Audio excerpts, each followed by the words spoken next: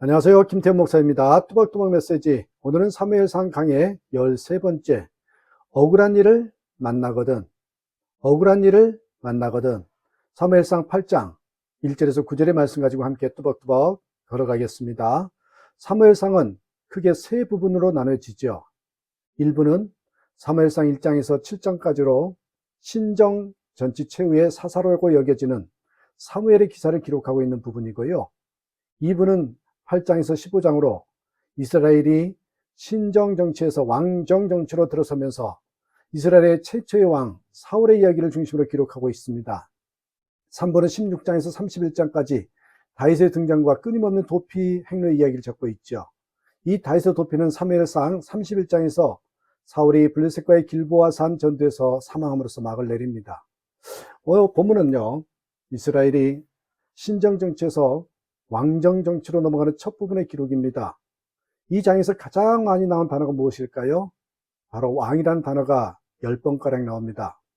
그러므로 이 장을 별명을 붙인다면 왕의 장, 왕장이라고 붙일 수가 있어요. 성경을 볼 때 자주 반복되는 그런 단어 및 어구를 보면 그 본문이 무슨 말을 하며 무슨 주제를 다루고 있는지 쉽게 알 수 있습니다. 자, 1절, 2절 한번 보실까요? 사무엘이 늙음에 그 아들들로 이스라엘의 사사를 삼으니 장자의 이름은 요엘이요 차자의 이름은 아비야라.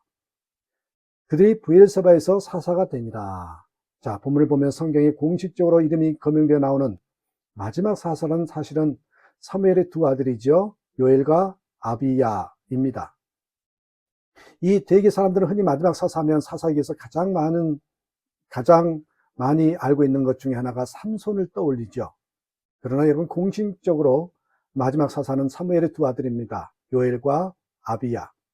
그러나 사무엘의 두 아들들은요, 대가성 뇌물을 받아서 그 자리에 물러났기 때문에 실질적인 이스라엘의 마지막 사사는 사무엘이라고 할 수 있습니다.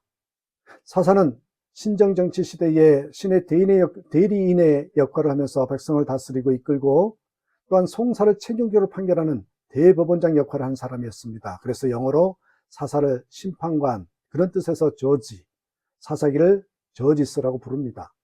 자, 3절 말씀을 보십시오. 사무엘의 두 아들 사사가 돈을 받고 엉터리 판결을 한 장면이 기록되어 있어요.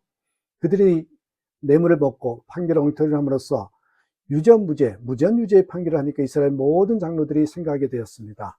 안 되겠다, 못 살겠다고, 갈아보자고. 첫 사사 온니엘 이후로 350년 만에 정권 교체 한번 이뤄보자고, 정부 구조조정도 하고 소위 말하면 내각제에서 대통령제로 한번 바꿔보자는 것입니다. 그래서 그들은 사무엘에게 와서 말하죠. 이제는 사사제도가 지겹습니다. 우리에게 왕을 주소서. 그들은 신정정치에서 왕정정치로 바꾸면 나라가 잘 될 줄 알았습니다. 그러나 이런 태도는 참으로 여러분 어떻게 보면 어리석은 태도죠. 오늘날에도 이런 어리석은 태도가 수시로 발견됩니다. 제도를 아무리 좁게 바꿔도 단점은 반드시 나타나게 마련이거든요. 인간이 근본적으로 변하지 않는 한 소용이 없습니다. 그러므로 제도와 법을 지나치게 숭상하면 항상 낭패하게 마련이지요.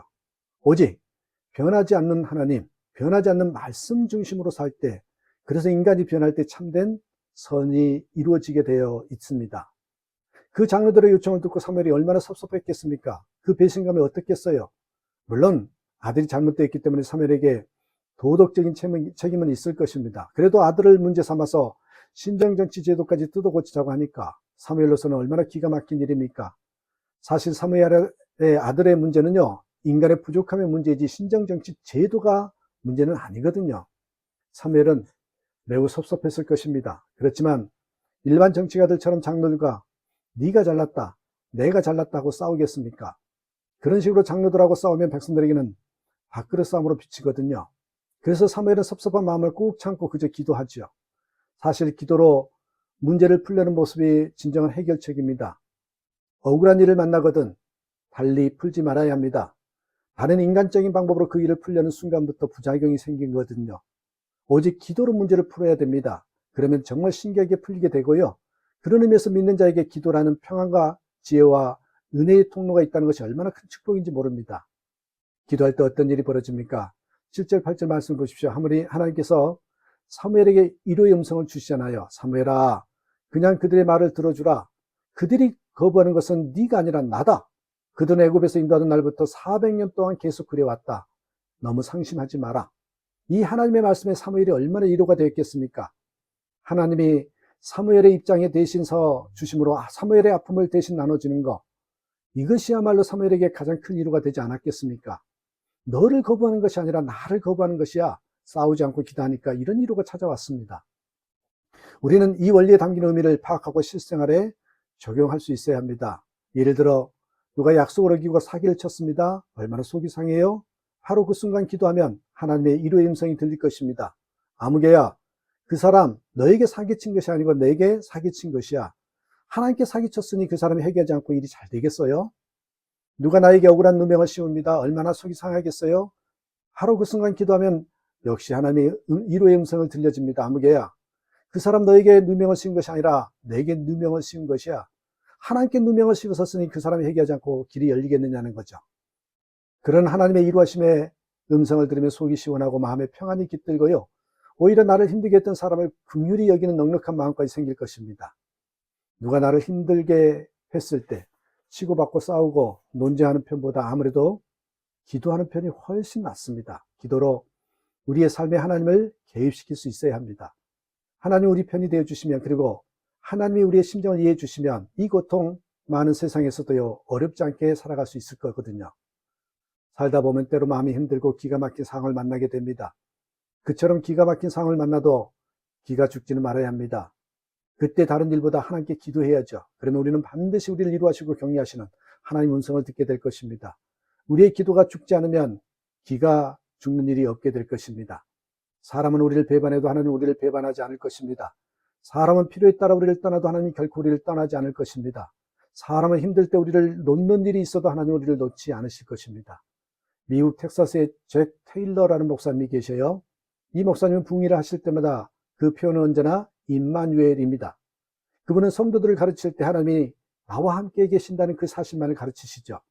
대단한 설교가도 아닌데 그처럼 하나님이 나와 함께 하십니다라는 이 말씀만 한 주일 동안 가르치고 나면 사람들의 삶이 놀랍게 바뀐다고 합니다. 때로 속상한 일을 당할 때 삶의 짐이 너무 무거워서 힘들 때, 갑자기 고독함을 느낄 때, 모든 것을 팽개치고 싶은 깊은 유혹을 느낄 때마다 내가 세상 끝날까지 너희와 항상 함께 있으리라라는 하나님의 말씀을 기억하면서 기도할 수 있기를 바랍니다. 그렇게 겸손히 기도할 때 하나님은 반드시 우리에게 믿음, 지혜, 명철, 위로를 주십니다. 어려울 때를 만나거든 기도함으로써 하나님의 은혜의 자리에 들어가는 저와 여러분 되시기를 주님의 이름으로 축복합니다. 감사합니다.